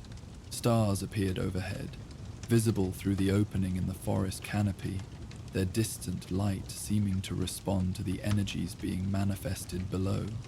Occasionally, points of light would streak across the night sky, shooting stars that coincided with particularly intense pulses from the representation of Mjolnir. The hammer was connected to the sky, Atreus observed, noting this correlation, to storms and lightning, but also to the stars themselves. The Northmen believed Thor's domain extended throughout the upper realms, Kratos confirmed. That thunder was his voice, and lightning his weapon, but also that certain celestial lights revealed his presence or passage. As they spoke, the humming tone shifted again, developing subtle variations that began to resemble words, not clearly audible but somehow comprehensible nonetheless, impressions forming directly in the mind, rather than being heard by the ear. These wordless communications carried fragments of emotion and memory, the exhilaration of wielding immense power, the weight of responsibility that accompanied it, the loneliness of divine existence, the connection between wielder and weapon that transcended mere ownership. I can feel thoughts, Adrius said hesitantly, looking to his father for confirmation. Not exactly words, but meanings, like someone trying to explain something without speaking. Kratos nodded, experiencing similar impressions, though perceiving them differently through the lens of his own divine experience. The essence of the hammer, perhaps, or memories of those who wielded it. His expression remained stoic, but something in his eyes suggested deeper understanding of the complex relationship between godly beings and the weapons that often came to symbolize them. The luminous hammer had stabilized its transformations now, settling into what appeared to be its most iconic form, perfectly balanced between ceremonial symbolism and lethal functionality. The knotwork patterns across its surfaces had resolved into specific designs: protection, strength, return, and binding among them. These symbols pulsed in sequence, creating a visual rhythm that matched the modulating hum that continued to permeate the clearing. As they observed this display, Atreus noticed his father's attention had shifted slightly, not away from the phenomenon, but somehow beyond it, as if seeing past the specific manifestation to some broader significance. "What are you thinking, father?" he asked, recognizing the subtle signs of Kratos' deeper contemplation. Kratos was silent for a moment, gathering his thoughts before responding. "I am thinking of the nature of such weapons," he finally said, his deep voice resonating with the humming tone in unexpected harmony. "How they come to represent their wielders in the minds of mortals, sometimes eclipsing the gods themselves. Like Thor and Mjolnir," Atreus nodded, understanding. "People sometimes speak of the hammer as if it had its own will. Many divine weapons develop aspects of consciousness after prolonged contact with their wielders," Kratos confirmed. "They absorb something of the god's essence, carrying it within their substance. This is partly why such weapons cannot typically be used by mortals. The divine energy would overwhelm them." The luminous hammer seemed to respond to this discussion, its glow intensifying briefly, while the dancing lightning arcs became more active, reaching higher above the basin in elegant, branching patterns. The wordless impressions flowing from the phenomenon shifted focus, now conveying something about limitation and worthiness, concepts related to who could or should wield such power. "The stories say only Thor could lift Mjolnir," Atreus recalled, connecting these impressions to knowledge gained from his mother's teachings and their subsequent travels, that it was too heavy for anyone else, even other gods. "Not heavy in the way mortals understand weight," Kratos clarified, "but heavy with purpose and responsibility.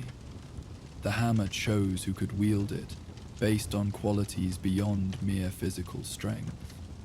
Something in his tone suggested personal understanding of such magical affinities, though he did not elaborate further.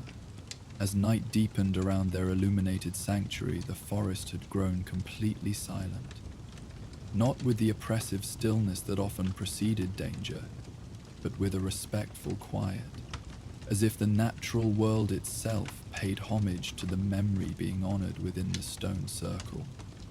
Occasionally, soft breezes would stir the pine boughs overhead, sending shadows dancing across the ancient monoliths. But these brief movements only emphasized the profound peace that had settled over the clearing. Atreus found himself relaxing into this tranquil atmosphere, his initial excitement about the discovery gradually transforming into contemplative appreciation. The blue light bathed everything in gentle radiance that soothed rather than stimulated, while the harmonic humming seemed to synchronize with his heartbeat, encouraging deeper, more measured breathing. "It feels good here," he observed quietly. "Peaceful. Not what I would have expected from a place dedicated to the god of thunder." "There are many aspects to storm and thunder," Kratos responded, his own posture indicating a rare moment of relative ease despite their unfamiliar surroundings. "The violence of lightning often overshadows the nourishing rain that accompanies it, or the clarity of air that follows. Those who truly understood Thor's nature would have recognized these balanced elements."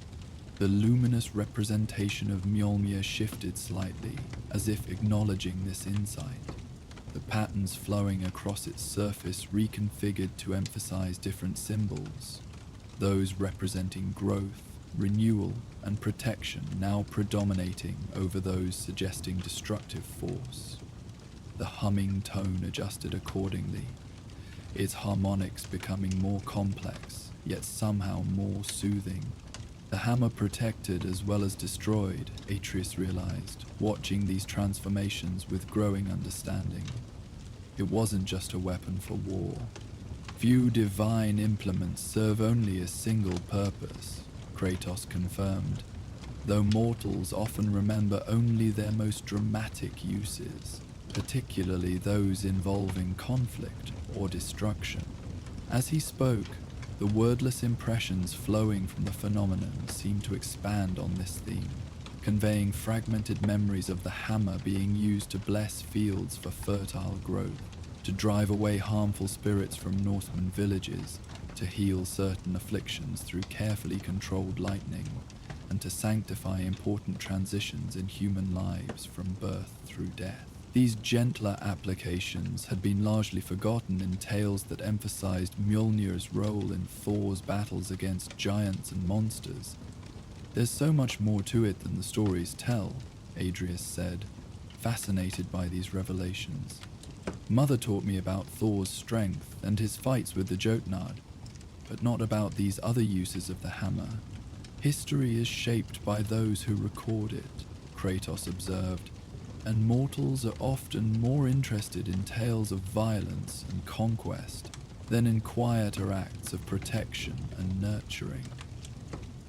Something in his tone suggested he understood how his own history had similarly been reduced to its most violent aspects, the complexities of his existence stripped away in the telling and retelling of his deed. The luminous hammer continued its slow rotation above the basin, occasionally emitting soft pulses of more intense light that corresponded with particular harmonics in the humming tone. These synchronizations created moments of heightened clarity in the wordless communication, allowing glimpses of what might have been. Memories from the hammer itself, fractured impressions of ceremonies conducted in this very circle, of weather patterns shaped and guided by Mjolnir's influence, of bonds formed between the divine implement and those who honored it through ritual and sacrifice. "I think this place wasn't just for worship," Atreus said after absorbing these impressions. "I think Thor actually came here sometimes, left the hammer here maybe, to maintain some connection with his followers, even when he couldn't be present himself." Kratos considered this theory, finding it consistent with what they had learned of divine behavior in these northern realms. The Aesir were more directly involved with their worshippers than some gods of other pantheons, he acknowledged. Leaving tokens of their power in sacred sites would align with such practices. As night deepened toward its middle hours, they had nearly forgotten their original intention to make camp. The stone circle provided unexpected sanctuary, its gentle illumination keeping darkness at bay, its harmonic resonance creating a sense of security that even Kratos' wary nature could not entirely discount. Though he maintained regular vigilance, scanning their surroundings for any sign of threat, he had allowed himself to settle more comfortably beside the glowing basin, his massive frame relaxing incrementally as the peaceful hours passed. Atreus, however, had grown increasingly thoughtful, his initial wonder at their discovery evolving into deeper contemplation. "Father," he said eventually, his young voice earnest in the gentle blue light, "do you think power always changes those who hold it?"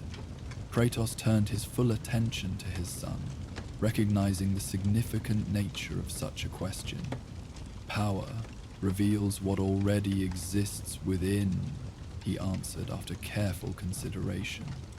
"It does not create corruption or wisdom, but amplifies what seeds were already planted in the bearer's nature." And Thor, what kind of person was he, to wield something like Mjolnir? The luminous hammer seemed to pulse more intensely at the direct mention of its master, the dancing lightning arcs growing momentarily more active before settling back into their regular patterns. The wordless impressions flowing from the phenomenon carried complex, sometimes contradictory emotional currents. Pride and shame, joy and sorrow, confidence and doubt, all intermingled, suggesting a being of passionate complexity rather than simple heroism or villainy. Thor is,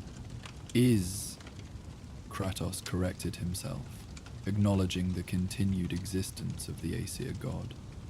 A warrior god, with all the strengths and flaws such beings typically possess, capable of both great valor and terrible rage.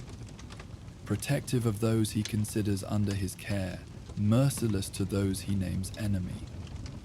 His tone remained neutral, neither condemning nor glorifying these traits that he recognized from his own divine experience. "Do you think he was worthy of the hammer?" Atreides pressed, watching his father's expression carefully. "Truly worthy, I mean. Not just strong enough to lift it." Kratos met his son's gaze, recognizing the deeper implications of the question, how it related not just to Thor and Mjolnir, but to their own journey and the burdens of divine heritage that Atreus was still coming to understand.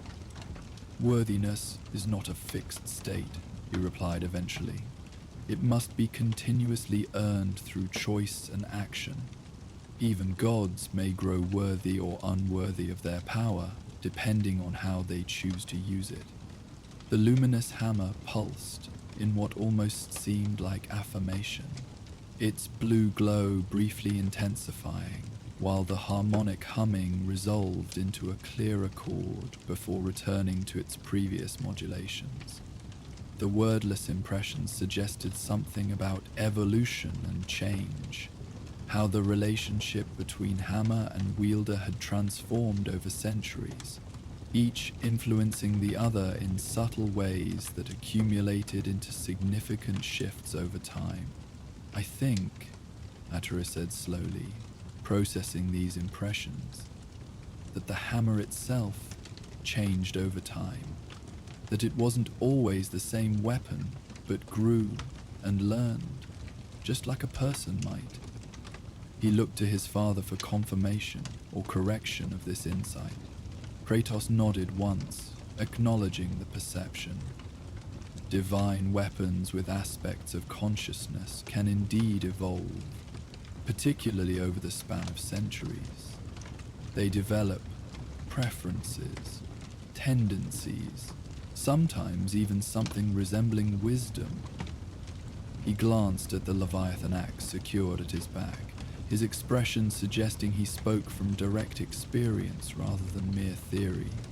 As if responding to this acknowledgement, the representation of Mjolnir shifted form once more, not dramatically, but subtly, its proportions adjusting slightly, while the patterns flowing across its surface reconfigured into arrangements suggesting maturation and refinement. The hammer now appeared somehow both more elegant and more formidable, as if it had grown into a more perfect version of itself through long experience. Would it still exist somewhere? Beatrice asked, watching these transformations with fascination. Even if something happened to him? Divine weapons of such significance rarely cease to exist entirely, Kratos confirmed. They may be transformed, hidden, or bound in various ways, but their essence persists, particularly when they have been the focus of worship and sacrifice for generations. The wordless impressions flowing from the phenomenon seemed to support this assessment, conveying something about endurance and persistence. How aspects of the hammer's power had been dispersed throughout these northern lands, embedded in sacred sites like this stone circle, dormant but not destroyed, diminished but not eliminated. The tiny lightning arcs danced more vigorously across the basin's surface, occasionally forming patterns that resembled maps or pathways before dissolving back into more random movements.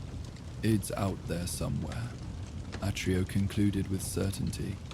Maybe not in the same form, but its essence still exists in the world. Kratos neither confirmed nor denied this conclusion, his expression thoughtful as he studied the luminous representation hovering above the basin. If so, it would be wisest to leave it undisturbed, he said eventually. Some powers are better honored from a distance than sought for possession. This gentle warning carried the weight of hard-won wisdom, and Atreus recognized it as such. Though curiosity remained bright in his eyes, he nodded his understanding, tempering excitement with the caution his father had been trying to instill throughout their journey together. I don't want to possess it, he clarified. I just find it interesting, how something could leave such a strong impression on a place that it's still visible centuries later. The most significant powers always leave such traces, Kratos observed. In places, in people, in the very fabric of the realms themselves. This is why wisdom dictates careful consideration before unleashing any force of considerable magnitude. As he spoke, the humming tone that filled the clearing modulated into something that almost resembled approval, a harmonic resolution that suggested satisfaction with this exchange of insights. The luminous hammer's rotation slowed gradually until it hovered motionless above the basin, its form now perfectly balanced between ceremonial beauty and practical function, neither aspect dominating the other. The night had grown deep around them, stars wheeling slowly overhead in the patch of sky visible through the forest canopy. Occasionally, nocturnal creatures would call from the distant darkness, owls hooting softly, or wolves howling at the quarter moon that had risen above the eastern horizon. These natural sounds blended harmoniously with the resonant humming that continued to emanate from the stone circle, creating an unexpected symphony that celebrated both earthly reality and divine mystery. Adreus suppressed a yawn, the peaceful atmosphere and late hour finally overcoming his excitement at their discovery. Kratos noticed immediately, practical paternal concerns asserting themselves despite the extraordinary circumstances. You should rest, he stated simply. It is late, and tomorrow's journey requires strength. The boy nodded reluctantly, his eyelids indeed growing heavy despite his continued fascination with the phenomenon. "Can we stay here?" he asked, glancing around the illuminated stone circle. "It feels..." Kratos considered the request, weighing potential risks against practical benefits. After a moment's assessment, he nodded agreement. The circle provides adequate shelter, and its awakened state may actually deter certain threats from approaching. He moved to retrieve their sleeping furs from his pack, which had been set aside when they first entered the stone arrangement. As they prepared a simple camp within the circle's perimeter, the luminous hammer remained hovering above the central basin, its gentle blue glow providing perfect illumination for their tasks without harshness or glare. The harmonic humming continued as well, now modulated into a rhythm that seemed almost deliberately soothing, rising and falling in patterns that encouraged deep, restful breathing. "It's helping us," Adrius observed as he spread his sleeping fur near the basin, "making it peaceful for sleep." "Perhaps," Kratos acknowledged, arranging his own bedding on the opposite side of the light pool, positioning himself between his son and the circle's entrance out of habitual protective instinct. Or perhaps this was always one of its functions, to provide sanctuary for weary travelers who honored it appropriately. Once their simple camp was established, Atreus settled onto his sleeping fur, arranging himself so that he could continue watching the luminous hammer as he drifted towards sleep. The gentle blue light bathed his young face, softening its features and emphasizing the peaceful innocence that sometimes became obscured by the hardships of their journey. "Father," he said quietly, his voice already growing drowsy, "do you think we'll ever find a weapon like Mjolnir? Something that perfectly matches who we are?" Kratos, seated on his own bedding with his back straight and his senses still alert despite the tranquil atmosphere, considered the question with characteristic thoroughness. "A weapon does not define its wielder," he answered eventually, "nor should a wielder be defined by their weapon. The best pairings grow together over time, each shaping the other through use and experience." He glanced briefly at the Leviathan axe secured within arm's reach, its metal surfaces occasionally reflecting flickers of blue light from the hovering phenomenon. "Your bow is crafted by your mother with specific intention," he continued. "It already carries aspects of both her nature and yours. With time and proper use, it may develop into exactly the implement you require." Atreus nodded sleepily, his eyelids growing heavier as the harmonic humming seemed to synchronize with his slowing heartbeat. "I think that's better anyway," he murmured, growing into something instead of just finding it ready-made. "More real." "Yes," Kratos agreed simply, a rare note of gentle pride entering his voice. "More real."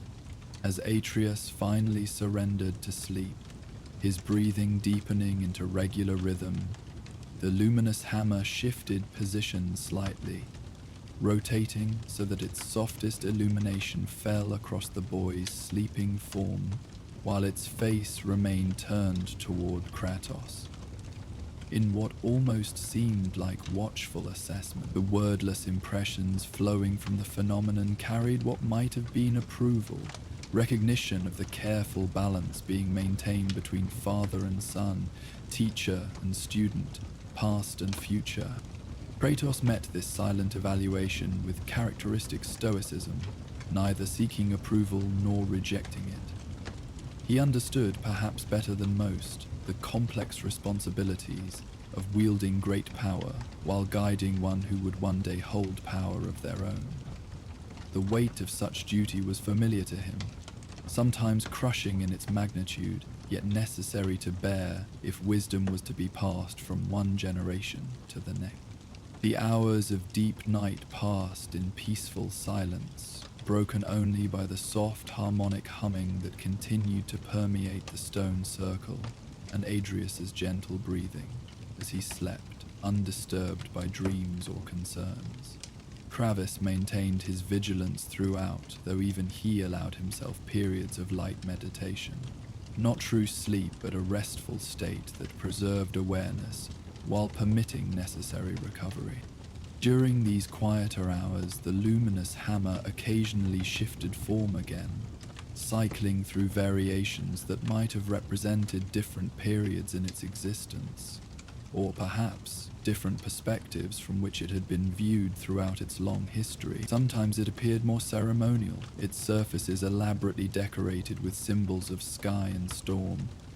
At other times more functional, its lines clean and efficient, with focus on lethal purpose.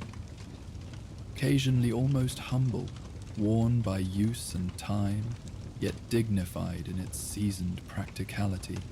These transformations occurred slowly, each form holding steady for perhaps an hour, before gradually transitioning to the next, creating a visual chronicle that Kratos observed with thoughtful attention during his periods of wakefulness.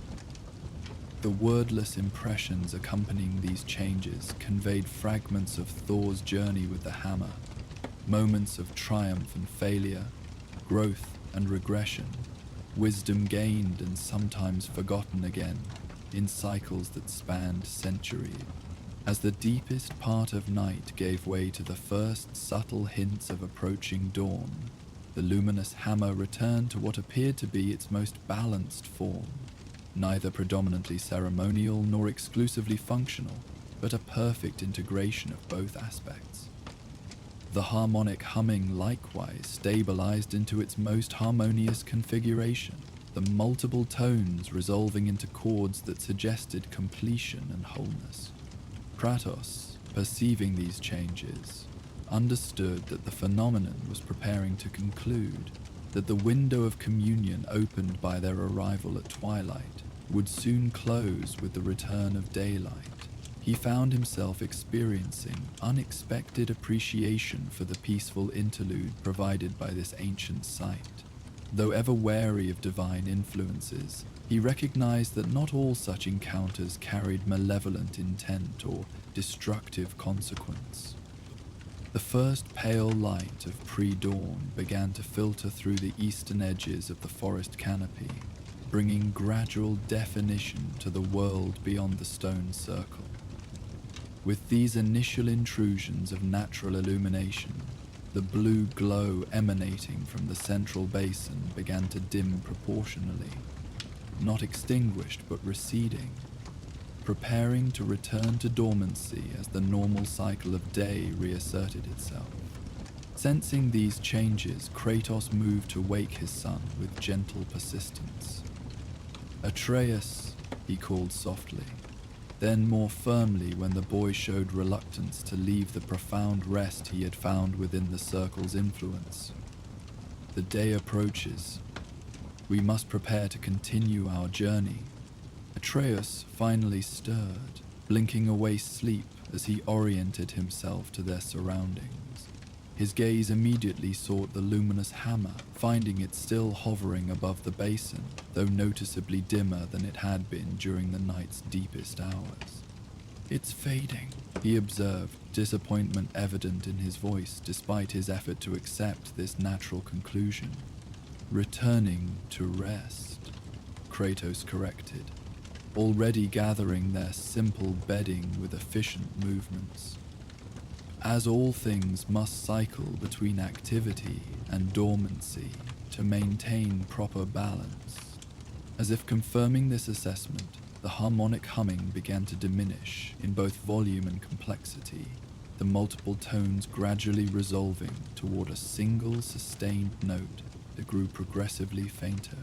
The dancing lightning arcs across the basin's surface became less frequent and less vigorous, though occasional flickers still manifested at irregular intervals. "Will it come back?"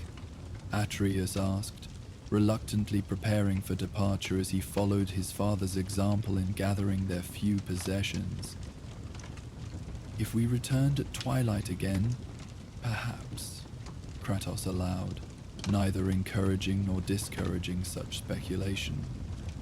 Though such sites often require specific conditions beyond mere time of day to achieve full awakening. We were fortunate to witness this manifestation. The luminous hammer had begun to lose definition now, its once sharp edges growing softer as its glow continued to fade with the strengthening dawn. The wordless impressions flowing from the phenomenon had similarly diminished, though what remained carried sentiments that might have been farewells, or perhaps promises of future communion under appropriate circumstances. As they completed their preparations for departure, securing packs and checking weapons with practiced efficiency, Adrius approached the central basin one final time. The blue light had receded considerably, now just a gentle glow emanating from the shallow depression, with only occasional feeble lightning arcs dancing across its surface. "Thank you," the boy said simply, addressing the fading phenomenon directly, "for showing us your memories, for letting us rest here safely." Kratos observed this interaction without comment, neither encouraging nor discouraging his son's display of gratitude. Though he maintained healthy skepticism regarding divine manifestations, he had learnt to respect his son's more open approach to such encounters, recognizing that different paths might lead to similar wisdom. In response to Atreus's words, the fading hammer briefly pulsed with slightly stronger illumination, not returning to its full intensity, but acknowledging the communication in its own wordless way. A final harmonic sequence emanated from the phenomenon, carrying impressions of approval and what might have been blessing or protection extended toward their ongoing journey. Then, as the first direct rays of sunrise breached the eastern edge of the forest canopy, the luminous representation of Mjolnir dissolved completely, its blue light dispersing into the morning air like mist evaporating under growing warmth. The central basin returned to simple earth, though careful observation might have detected subtle differences in its composition. A faint darkening of the soil, as if recently exposed to intense heat, and occasional glimmers of what looked like metal dust mixed into its substance. The harmonic humming faded to silence, replaced by the natural morning sounds of the forest. Birds greeting the new day with varied calls, small animals rustling through underbrush, wind stirring pine boughs overhead. The stone circle remained, its monoliths now illuminated by normal daylight rather than supernatural glow, yet still impressive in their ancient, weathered dignity. "It is time to depart," Kratos stated simply, securing his axe across his back and adjusting his pack for optimal weight distribution. Though his tone remained practical, something in his posture suggested respect for what they had witnessed, a subtle acknowledgement that their night in the stone circle had provided more than mere physical shelter. Adrius nodded, falling into step beside his father as they prepared to leave the circle. As they crossed its perimeter, returning to the surrounding forest, the boy glanced back one final time at the central basin where the luminous hammer had manifested. Though no visible evidence of the phenomenon remained, he could still feel subtle residual energy, not active but present nonetheless, like the lingering warmth of a banked fire still detectable hours after flames have subsided. "We learned something important here, didn't we?" he asked, as they began to navigate through the morning forest, their path angling toward more familiar territories that would eventually lead them home. Something about power and how to carry it. Kratos considered this assessment, finding truth in his son's perception despite its simplicity. The most valuable lessons often come not from instruction, but from observation, he acknowledged. Seeing how others have carried their burdens can help us better understand our own. They continued in companionable silence for a time, the forest growing more active around them as daylight strengthened. The events of the night settled into memory, extraordinary but not disruptive to their ongoing journey, a pause for reflection rather than a deviation from their path. Yet both carried something new from the experience, perspectives slightly shifted by their communion with the echoes of Mjolnir's presence. For Atreus, it was deeper understanding of how power might be balanced, how strength need not dominate wisdom, how protection could coexist with destruction in the same implement if wielded with proper intention. For Kratos, it was subtle reinforcement of principles he had been attempting to instill in his son, the responsibilities that accompanied ability, the importance of restraint, the continuous nature of worthiness that required renewal through daily choice and action. "Father," Atreus said eventually, breaking their comfortable silence as a new thought occurred to him. The hammer wasn't lost, was it? Not really. It just changed form, spread itself out somehow, becoming part of everything around it instead of staying separate. Kratos glanced at his son, noting the insightfulness of this observation. "Perhaps," he allowed, "some powers cannot be fully contained, only channeled or directed. When their original vassals are no longer suitable, they may seek new forms of expression." The morning sun filtered through the forest canopy in dappled patterns that shifted with every breeze, creating an effect not entirely unlike the dancing lights they had witnessed during the night. Though natural rather than supernatural in origin, birds called from the branches overhead, their voices forming harmonies that echoed the more cosmic resonances that had filled the stone circle, simpler but no less beautiful in their ordinary perfection. "I think that's what happens to all great powers eventually," Atreus concluded, stepping carefully over a fallen log across their path. "They don't really disappear. They just become part of everything else, waiting for the right moment to come together again when they're needed." Kratos made no direct response to this philosophical observation, but something in his expression suggested agreement, or at least acknowledgement of its potential wisdom. As they continued their journey homeward through the awakening forest, the stone circle and its luminous visitor receded into memory, becoming part of the accumulating experiences that shaped their understanding of the complex world they inhabited. Yet something of that peaceful night remained with them, a quiet resonance that hummed beneath conscious thought, a gentle reminder that even the mightiest forces could manifest through tranquility as well as through storm, through memory as well as through action. The lost hammer of Mjolnir had not been found in physical form, but perhaps something of its essence had been recovered nonetheless, not to be possessed or wielded, but to be understood and honored in its proper place within the greater patterns of existence.